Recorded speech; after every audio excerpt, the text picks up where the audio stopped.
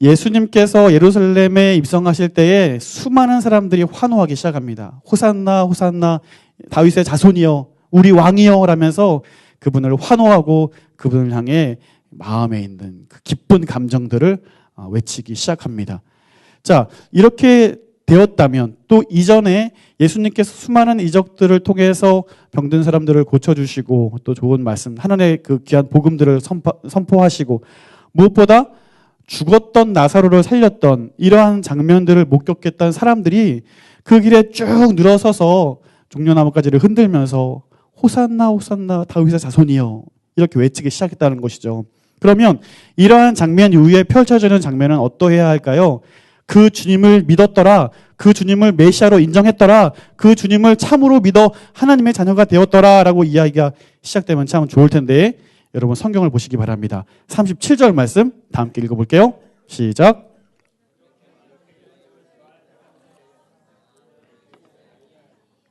아멘. 표적들을 보였지만 믿지 아니하였다라고 성경은 기록합니다. 어떤 분들은 그래요. 하나님이 어딨냐? 내 얼굴 보여주면 믿겠다. 하나님이 어디 계시냐? 지금 당면한 이 큰 문제 하나님이 해결해 주시면 내 그때 한번 믿어보겠다 생각하시는 분들이 있는 것 같아요. 실제로 그것 때문에 믿음을 가지고 신앙생활 하시는 분들도 있습니다. 잘못됐다라는 말씀을 드리는 게 아니라 오늘 성경을 보니까 큰 기적을 보는 것과 주님을 믿는 거는 별로 상관관계가 없다라는 것을 말씀해 주고 있어요. 우리는 참 많은 기적들을 바라고 내 삶에서 아주 놀라운 일들이 벌어지길 바라요. 그것이 내 노력이 아니라 하나님의 어떤 능력으로 이 일들이 개선되고 해결되고 펼쳐지게 될 것들을 우리가 기대해요. 그리고 그것을 간절히 구해서 응답되면 그 참 믿음이 있는 것이라고 생각할 때가 참 많이 있어요. 그런데 그 당시에 있던 모든 유대인들 그리고 예수님을 따르던 수많은 무리들 실제로 많은 기적들을 경험했고 오병이어를 통해서 아주 적은 음식을 통해서 수많은 사람들이 먹는 걸 경험했고 심지어 죽은 자가 살아나는 것을 보았는데 그 많은 무리들이 주님을 따르면서 주님을 믿지 않았다라고 이야기합니다. 여러분, 우리가 신앙생활하는 내가 가진 그 믿음은 어떤 것인지를 한번 점검해 볼 수 있기를 바랍니다. 여러분에게 믿음이 무엇입니까? 라고 물어본다면 여러분은 각각 어떤 대답을 하시겠습니까? 여러분에게 믿음은 무엇입니까? 한번 마음속으로 대답을 한번 해보십시오. 믿음은 무엇입니까? 지금 예수를 믿지 않았더라, 많은 기적들을 보았으면서도 믿지 않더라 라고 표현된 이 많은 무리들은 그들에게 있어서 믿음은 주님을 따르면 소원이 이루어지고 주님을 따르면 주님께서 장차 이 예루살렘을 새롭게 다윗의 왕조처럼 화려하게 이끌어 가실 텐데 그때 내가 또 중요한 보직을 맡거나 내가 저분을 따라가면 뭔가 좋은 일이 펼쳐질 거야 라는 생각으로 따르던 사람들이라는 거죠. 지난주 우리 본 말씀을 가지고 설교를 못했는데 여러분 12장 그 윗절 우리가 본문 읽은 말씀 윗부분을 보시면 예수님께서 계속해서 말씀을 선포하시는 장면들이 나오는데 예수님께서 결국은 한 사흘 후에는 십자가에 못 박혀 죽으시는 날이 도달하는데요. 그 죽으시는 것에 대해서 암시하는 말씀들이 나와요. 이러한 말씀들을 들으면서 결국 실패할 것에 대한 예수님이 어떤 길을 걸어가실 것에 대한 이런 것들을 암시받은 이 많은 사람들이 자기의 소원과는 거리가 먼 어떤 결과들을 예측하게 되니까 떠나가게 될 수도 있다는 것이죠. 자, 그런데 어쨌든 중요한 것은 그 많은 사람들의 믿음은 주님께서 원하시는 믿음이 아니다라는 것이었어요. 그리고 선지자 이사야가 이르기를 이런 말씀을 하고 있죠. 자, 함께 38절 말씀 읽어보겠습니다. 시작.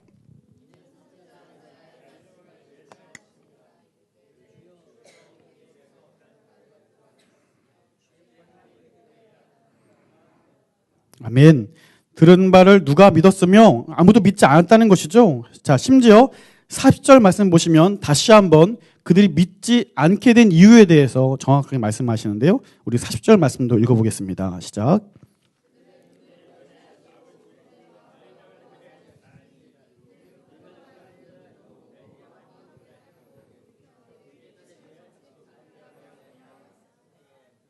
아멘. 자, 이사야 선지자의 말씀을 보면서 우리는 두 가지 정도의 사실을 기억해야 합니다. 첫 번째는 뭐냐면 이사야 선지자가 활동했던 시대는 예수님께서 태어나시기 약 700여 년 전에 활동하던 선지자였어요. 그 분이 이르기를 믿지 않을 것이다. 그들의 마음이, 그들의 눈이 어두워지고 완고해져서 믿지 않게 될 것이다 라는 예언들을 하시는데, 첫 번째로 기억해야 할 사실은 뭐냐면 예수님께서 그들이 그토록 기다리던 메시아, 참 하나님의 아들이다, 그것이 확증되고 있다는 사실이죠. 유대인들, 특별히 바리새인들, 이런 사람들은 성경 통째로 암송하던 사람들이었잖아요. 이사야 선지자의 예언을 알고 있었다는 사실이죠. 그런데 실제로 예수님이 앞에서 이러한 일들이 벌어지는 장면들을 바라보면서 또 예수님께서 하시는 이 귀한 말씀들을 통해서 저분이 참 하나님의 아들이시구나에 대해서 뜨끔, 저분이 정말 긴가 하는 생각들이 분명히 주어졌다는 것이죠. 말씀을 통해서 하나님께서 구약을 통하여 예언하시던 모든 일들이 성취되는 장면을 우리가 바라보면서 이 하나님의 아들 예수 그리스도야말로 참 메시아임을 우리는 성경을 통해 확증하게 되는 것입니다. 두 번째는 40절 말씀 보시면 여러분 한번 보십시오. 그들의 눈이 어떻게 해요? 어둡게? 그리고 그들의 마음이 어떻게 해요? 하셨으니라고 되어 있죠. 그러면 누군가 하신 거예요. 내가 완고한 게 된 게 아니고, 내가 눈이 어두워진 게 아니고, 누군가가 그 일을 하신 거예요. 그 누군가가 누굽니까? 누굽니까? 좀 졸린 거 아니죠? 그 누군가가 누구입니까? 하나님이시라면 여러분은 조금 고민스러우셔야 돼요. 우리가 알기로 하나님은 인격적인 분이시고 우리가 알기로 하나님은 선한 분이신데 왜 어떤 자들의 마음은 완악하게 하고 구원받을 기회를 아예 깡그리 무시하게 하셔가지고 악의 축으로 쓰이게 하느냐라는 거죠. 지옥의 불쏘시개로 쓰이게 하느냐라는 것이죠. 하나님 그런 분 아닌 것 같은데 다시 봤다. 좀 실망스럽다. 이렇게 설교를 마치면 큰일 나겠죠. 큰일 날 거예요. 한 가지 우리가 기억하셔야 될 사실은 하나님의 속성에 대해서 우리가 기억하셔야 합니다. 하나님은 천지 만물을 창조하시는 창조주이세요. 전능자이십니다. 그분은 무소부재하신 분이십니다. 우리 인간처럼 시간과 공간의 제약을 받는 분이 아니십니다. 베드로 사도가 말씀하기를 기억할 것은 주께서 주의 시간, 하나님의 시간은 1000년이 하루 같고 하루가 1000년 같다라고 말씀하고 있어요. 자, 하나님께서 인격적이신 그분께서 누군가에게 억지로 너는 마음을 갑자기 어둡게 할 테니까 마치 바로 왕처럼 완고한 채로 너는 쓰임 받아라, 이렇게 일하시는 분이 아닌 거죠. 결국 그 사람이 완고해지고 눈이 어두워지고 계속해서 하나님의 은혜에서 점점 멀어지게 되는 이 성향은 바로 그 사람이 선택한 결과라는 겁니다. 그런데 하나님께서는 말씀드렸죠. 모든 시공간을 초월하셔서 하나님의 구원 역사 가운데 그러한 일들을 사용하시는 거예요. 허용하시는 거죠. 결국은 그의 마음에 완고한 채로 그가 역사적인 이 구원 역사 가운데 이렇게 하나님의 구원 역사와 반대되는 결과로 사용받게 되는 걸 보게 돼요. 저는 바로왕 역시 마찬가지였다고 생각합니다. 하나님이 첫 번째 재앙부터 10번째 재앙까지를 쭉 이제 내리시는데 첫 번째 재앙 이제 딱 당한 다음에 안 되겠다, 빨리 회개하자, 이래가지고 이스라엘 백성들 내보내줬으면 그 지경까지는 안 났을 거라는 사실이죠. 그런데 성경 보니까 똑같은 표현이 나와요. 하나님이 그의 마음을 완고하게 하사라는 표현이 등장하는데 바로는 놓치고 싶지 않았던 겁니다. 이 나라가 어떻게 이루어진 나라인가. 그리고 지금 200만이나 되는 그 수많은 이스라엘 백성들을 다 노예로 부리고 있는데 앞으로 내가 더 스핑크스도 쌓아야 되고 피라미드도 쌓아야 되고 많은 할 일들이 있는데 또 이들로 인해서 놀라운 군사적인 이런 영향력을 세상에 바라고 있는데 포기하고 싶지 않은 겁니다. 얻어맞더라도, 얻어 터지더라도 절대로 놓고 싶지 않은 거예요. 그 마음이 완고해진 것은 바로 왕 그의 결정이었다는 사실입니다. 사도 바울이 이 장면에 대해서 다시 한번 정확하게 우리에게 표현해주고 있는데요. 말씀을 한번 찾아보겠습니다. 로마서 1장 24절 말씀 찾아볼게요. 로마서 1장 24절. 다 찾으셨으면 우리 한 목소리로 읽겠습니다. 시작.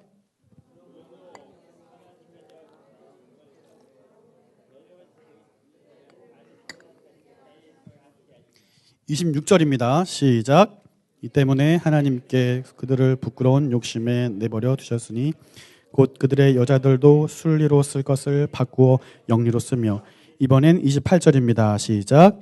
또한 그들이 마음에 하나님 두기를 싫어하며 하나님께서 그들을 상실한 마음대로 내버려 두사 합당하지 못한 일을 하게 하셨으니. 아멘.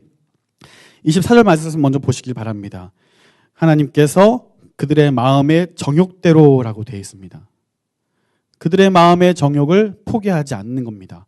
26절 말씀 보십시오. 하나님께서 그들의 부끄러운 욕심에 포기하고 싶지 않은 거죠. 28절.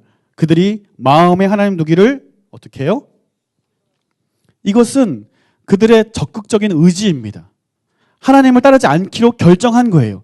하나님보다, 보이지 아니하는 하나님보다 보이는 세상이 훨씬 좋다는 거예요. 이것을 따르고 이것을 이루는 게 오히려 내가 더 행복한 길이고 내가 더 잘 사는 길이라고 인정하는 겁니다. 그런데 그러한 욕심, 그러한 욕망, 하나님 두기를 싫어하는 이 모든 마음들을 하나님께서 어떻게 하셨다고요? 내버려 두사라는 겁니다.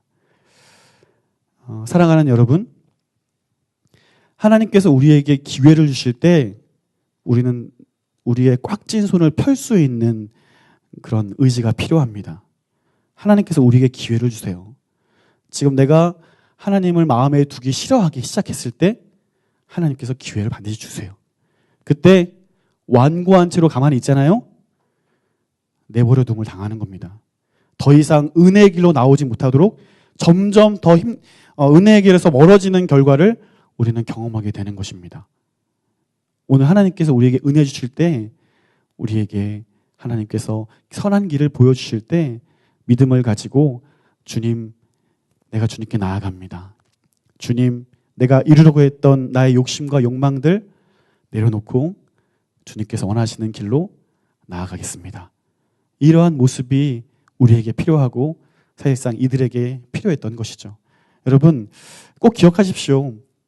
하나님께서 그들을 진노하고 내버려 두는 이유는 그들의 마음에 하나님 마음을 두기 싫어했다라는 사실입니다. 이것을 잘 표현해주고 있는 장면이 어디냐면요. 사사기 21장 15절 말씀 보시면 사사기를 결론 지으면서 어떻게 이야기하고 있냐면 그때에 이스라엘에 왕이 없으므로 사람이 각기 자기 소견에 옳은 대로 행하였더라라고 이야기합니다. 왕이 없으니까요. 자기 스스로 왕이 되는 거예요. 하나님이 왕이 아니라 자기가 왕이 되어서 사도 바울이 이야기하는 것처럼 탐심과 욕심과 하나님 두기 싫어하는 그런 모든 마음들을 가지고 내 멋대로 살기 시작하는 겁니다.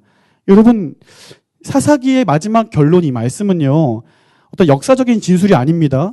그때 이스라엘에 왕이 없으므로 실제로 사사시대에는 왕이 없긴 했어요. 하지만 과연 그러냐라는 거죠. 이스라엘에 왕이 없었던 적이 한 번이라도 있던 적이 있었나요? 이스라엘은 아브라함 때부터 시작해서 언제든지 그들에게 왕이 있었어요. 그들이 따라야 하고 그들이 지켜야 되는 율례와 법도가 있었어요. 그러나 이스라엘 백성들이 가나안 땅에 들어가니까 얼마나 좋아요. 이제 만나 안 쓸어 담아도 되거든요. 막 밭에 소출 나고 막 과일 열리고 어두운 데서 잠 안 자도 되고 막 이렇게 비 이런 거 편안하고 안락하게 시작하고 또 이렇게 눈을 들어보니까 이방 사람들 막 이방신 제사들이 멋있어 보여요. 그 신들의 우상이 대단해 보이고 막 비 안 오니까 막 절하니까 비 오고 대단해 보이는 겁니다. 그래서 하나님도 사랑하고 세상도 사랑하고 이방 신상들에게도 절하고 그렇게 자기들 멋대로 자기를 원하는 대로 삶을 살아가죠. 사사기의 패턴을 아시죠? 사사기의 패턴을 아실 겁니다. 그것이 하나님 왕을 떠난 사람들의 결론적인 모습이라는 사실을 우리는 발견하게 돼요. 공통적인 모습은 한 가지입니다. 그들이 하나님을 마음에 두기를 싫어한다는 것입니다. 여러분, 어느 순간이든 어떤 상황이든 하나님이 나의 왕 될 수 있기를 바랍니다. 하나님이 나의 주인 될 수 있기를 바랍니다.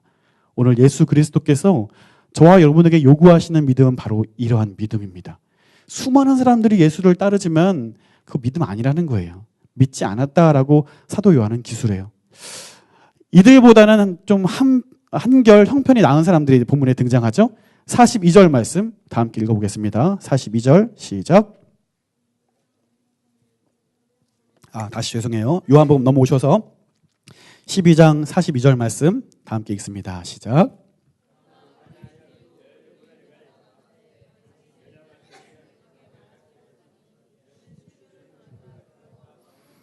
아멘. 자, 믿지 않았더라라고 되어 있는데 관리 중에도 그를 믿는 자가 많대라고 말씀하고 있어요. 믿는 자가 많대. 관리가 누구냐면요, 이런 회당장이라든지 바리새인들이라든지 종교 지도자들을 말하고 있는 거예요. 그런데 지금 이 당시 분위기 아시죠? 예수님뿐만 아니라 나사로까지 죽이려고 모의하던 그런 순간이었단 말이에요. 그러니까 일반인들도 예수를 주라 시인하면 이거 어떻게 될지 몰라요. 그런데 관리가 나는 예수를 주로 시인한다라고 얘기하면 상당히 심각해지는 겁니다. 출교에 대해서 계속 우리가 말씀을 나누고 있는데 더 이상 동족들과 함께하지 못하는 징벌인 거예요.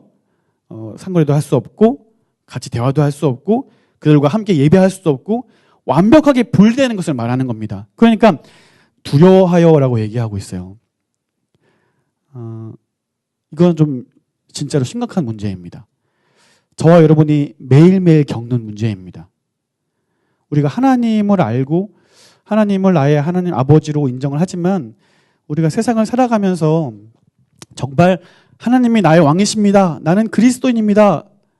의롭게 손드는 일이 너무 쉽지 않아요. 손해보잖아요.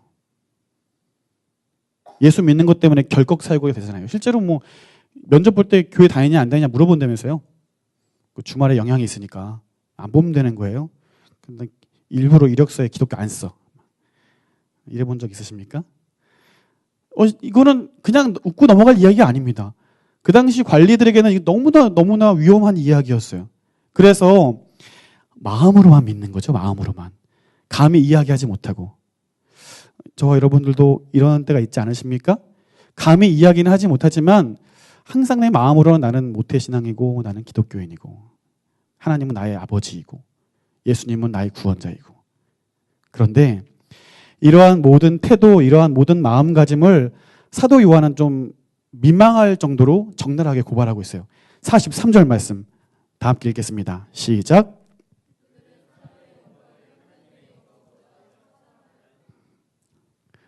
아멘이십니까? 정말 아멘입니까? 하나님의 영광보다 사람의 영광을 사랑하였더라.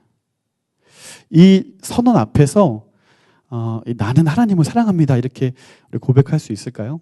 쉽지 않을 거예요. 그러나 여러분, 이 본문에서 강조하고 있는 것을 우리가 정확히 보셔야 됩니다. 믿었더라라고 하고 있어요. 좀 부끄러운 것 같지만 좀 이 헌신적인 모습과는 좀 거리가 멀어 보이는 것처럼 보입니다만은 믿음이래요. 그것 또한 믿음이래요. 사랑하는 예수가족 여러분, 오늘 우리가 믿음의 과정에서 어떤 분들은 신앙생활을 오래 하면서 경륜이 쌓이고 어떤 상황 가운데서도 예수 그리스도를 구주로 시인하는 것을 멈추지 않고 당당하게 말씀하시는 분들이 있을 거예요. 이러한 손해보는 일은 너무 당연한 일이다 그러면서. 그러나 아직 그러지 못하는 분들이 있어요. 오랫동안 신앙생활을 하고 교회생활을 하면서 우리가 오랫동안 배워왔고 아주 몸에 익숙해진 것들에 대해서 이건 예수 믿으면 당연한 거야 라고 하는데 그거 잘 하지 못하는 사람들에 대해서 너는 왜 그따위냐? 너는 왜 아직도 술, 담배 하냐? 너 아직도 주일성수 제대로 못하냐? 너 언제까지 GBIS 안 하고 도망갈 거냐? 너 맨날 왜 임원 안 하고 도망치냐? 왜 성경을 또 아직도 못했어? 이러한 이야기들이 정말 그 영혼을 위한 말인가 한번 생각해 볼 수 있기를 바라요. 그러한 말들이 공동체를 정말 따뜻하게 하는 것인지 공동체를 가슴 아프게 하는 것인지를 우리는 생각해 볼 수 있어야 합니다. 강력한 믿음만이 진짜 믿음이 아니에요. 연약할 수 있어요. 여러분도 연약할 때가 있지 않았어요? 여러분도 잘 믿어지지 않을 때가 있지 않았어요? 누군가가 인내해 준 거예요. 누군가가 기다려 준 거예요. 이들이 더욱 믿음이 장성해지고 이들의 믿음이 더욱 견고해져서 또 믿음 연약한 누군가를 참아주고 인내해 주기 위해서 기다리고 참아준 거예요. 사랑하는 여러분, 이제 곧 한 달 반 남았나요? 2016년이 얼마 남지 않았는데 2017년 되면은 새롭게 선출된 임원들과 또 간사님들과 또 가족장들 선출돼야 될 텐데 우리가 함께 마음을 모아서 2017년에는 정말 서로를 좀 돌아볼 수 있는 한 해가 되기를 간절히 바랍니다. 믿음이 연약한 자들에게 더 관심을 갖게 되길 바랍니다. 지난 한 달 전부터 간사님들과 좀 고민에 빠지기 시작했어요. 그 고민이 합당한 것이냐에 대한 이런 의문도 좀 있었어요. 잘 보이시던 분들이 안 나오기 시작하는데 무슨 일일까? 무슨 일이 있었을까? 고민이 되고 생각은 들지만 연락을 못 하더라고요. 저뿐만 아니라 모든 지체들이 연락을 하지 못하더라고요. 어쩜 배려일 수도 있어요. 부담스러워하니까 뭐 자꾸 연락하면 싫잖아요. 부담 이렇게 배려일 수도 있는데 배려가 지나쳤어. 배려가 지나쳤어요. 우리가 좀 돌아보길 원하고 어떤 이유에 대해서 마음 아파하시는 것을 우리가 분명히 안다면 누가 손잡아줄 수 있겠어요. 우리의 몫이라고 생각합니다. 우리가 믿음 연약한 자들을 위해서 또 오늘 관리들이 분명히 43절 말씀을 통해서 세상에 하나님의 영광보다 세상을 더 사랑했더라라고 이야기하고 있지만 그래서 분명히 믿음이라고 말씀하고 있네요. 오늘 우리에게 그러한 믿음이 더욱 성장하고 함께 성장하고 함께 무르익을 수 있도록 우리가 함께 협력하고 더욱 온전한 예수가족 되어지도록 열심을 낼 수 있기를 주님의 이름으로 축원드립니다. 자, 이어서 44절부터 50절까지 말씀을 보시면 이제 본격적으로 예수님께서는 너무나 중요한 이야기를 말씀하고 계세요. 말씀드린 것처럼 약 4일 후 정도면 십자가에 못 박혀 죽으셔야 하기 때문에 이제는 정말 중요한 말씀들을 하셔야 했어요. 그 내용은 뭐냐면 나를 믿는 자는 하나님을 믿는 것이다. 나를 보는 자는 하나님을 보는 것이다 라고 말씀하고 있어요. 또 50절 말씀 보시면 내가 한 말이 하나님의 말씀이다라고 말씀하고 있어요. 결국은 하나님, 예수 그리스도가 바로 하나님 아버지이시고 하나님의 그 모든 인류를 향한 하나님의 사랑을 이루실 분이 바로 예수 그리스도라는 사실을 분명히 선언하고 있는 것입니다. 여러분, 이것을 믿는 것이 참 믿음입니다. 이것을 인정하는 것이 진짜 믿음입니다. 이것을 소유하고 이것을 붙들어야만 우리는 43절에 나오는 것처럼 세상의 영광보다 하나님의 영광을 더욱 사랑할 수 있는 거예요. 썩어질 세상의 어떤 것들을 더 좋아하기보다 영원한 하나님 나라를 향하여서 내가 손해볼지언정 믿음으로 주님 걸어가신 그 길을 걸어갈 수 있게 되는 겁니다. 문제는 그분이 누구냐를 우리가 온전히 인식하는 것이고 그것을 신뢰하는 것입니다. 주님은 저와 여러분에게 또 정말 믿음은 바로 이러한 것이라고 우리에게 분명히 말씀해 주고 있습니다. 사랑하는 예수가족 여러분, 오늘 주님께서 우리에게 진정한 하나님과의 관계, 진정한 예수 그리스도의 관계로 우리에게 초청하시고 정말 아버지, 주인, 구원자 이러한 모든 것들로 받아들이라고 말씀하실 때에 우리는 진정한 믿음으로 회복될 수 있다는 사실을 우리가 믿으시고 우리 앞으로 펼쳐지는 모든 삶 가운데 때로는 그럴 수 있어요. 이거 항상 이게 예수 믿는다고 해서 우리의 눈이 멀어지고 완고해지지 않는 건 아니잖아요. 목사인 저도 눈이 멀어지기도 하고 완고해지기도 해요. 이런 이유가 있으니까 나는 지금 화나는 게 당연해. 이런 이유가 있으니까 나는 기도 안 하는 게 당연해. 저 사람이 잘못했으니까 내가 기도하기보다 저 사람이 기도하고 회개해서 나한테 용서를 구하는 게 맞아. 이러한 마음들이 항상 주어져요. 그러나 그것이 우리에 있는 마음의 욕심으로 인해서 하나님이 나를 내버려 둔다면 어떻게 되는 걸까요? 그럴지라도 하나님 아버지 앞에 잠잠히 나아가 나에게 원하시는 것이 무엇인지를 우리가 분별하고 주님께서 기뻐하시는 걸 선택할 수 있는 저 여러분 될 수 있기를 바라요. 우리의 위정자들이, 우리의 정치 지도자들이 좀 무슨 이렇게 큰 양파도 없는 것 같아요. 뭐 계속해서 뭔가가 나오는데 이러한 양상과 이러한 태도들을 사도 바울이 그 로마서 1장 말씀을 통해서 분명히 말씀하고 있는 것 같습니다. 한번 저는 생각하기를 그 국회의원들 중에는 분명히 기독교인들이 있지 않았을까요? 분명히 믿는 사람들이 있지 않았을까요? 근데 한번 타협하니까 빠져나오기 쉽지 않은 거예요. 한번 발을 내디디니까 이제는 발을 빼면 너 참 위선적이다. 이런 함정에 또 빠지는 거예요. 그러니까 이러한 과정들이 반복되면서 눈이 멀어지고 마음이 완고해지는 거 아니겠습니까? 알아요. 내가 지금 죄를 짓고 있고 이건 분명히 잘못된 것인 걸 알아요. 그런데 밝힐 수 없어요. 나만 상관된 게 아니기 때문에. 밝힐 수 없어요. 더 큰 후폭풍이 몰아칠 것이기 때문에. 밝힐 수 없어요. 이건 나만 관계된 문제가 아니기 때문에 그래요. 이러한 상황 속에서 우리가 할 수 있는 일은 무엇일까라고 생각을 해봅니다.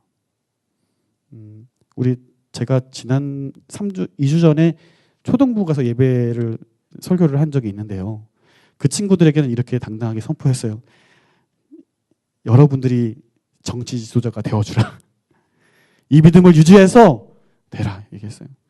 여러분에게는 이렇게 해야 되는 게 맞나 싶어요. 하지만 각자의 삶의 자리에서 정직합시다. 각자의 삶의 자리에서 그때 이스라엘 왕이 없으므로라는 말이 절대로 나오지 않을 수 있도록 우리가 하나님을 인정합시다. 그리고 우리가 정말 이 문제를 놓고 기도합시다. 간절히 구해야 할 때인 것 같습니다. 간절히 간구해야 할 때인 것 같습니다. 오히려 이러한 때가 왔으니 더욱 많은 사람들이 기도를 힘쓰는 것 같습니다. 하나님께서 우리에게 요구하고 있는 것 같습니다. 사랑하는 청년 기독 여러분들, 마음을 다하시고 하나님을 나의 아버지로, 하나님을 나의 인생의 주인으로 그렇게 인정할 수 있는 우리 모두 될 수 있기를 간절히 소원합니다. 우리 예수 가족이 그렇게 훈련되길 바라요. 우리가 항상 구호를 외치잖아요. 비전 선언을 하잖아요. 세상을 변화시키는 게 뭘까? 하나님의 나라를 임하게 하는 게 뭘까? 여러분 정답을 아시지 않습니까? 무엇인지 아시지 않습니까? 그렇게 살아봅시다. 말로만 구호가 되지 아니할 수 있도록 한번 우리의 삶으로 외쳐봅시다. 우리의 행동으로 외쳐봅시다. 우리의 삶으로 주님만이 나의 하나님이십니다. 고백해봅시다. 다 함께 기도하겠습니다.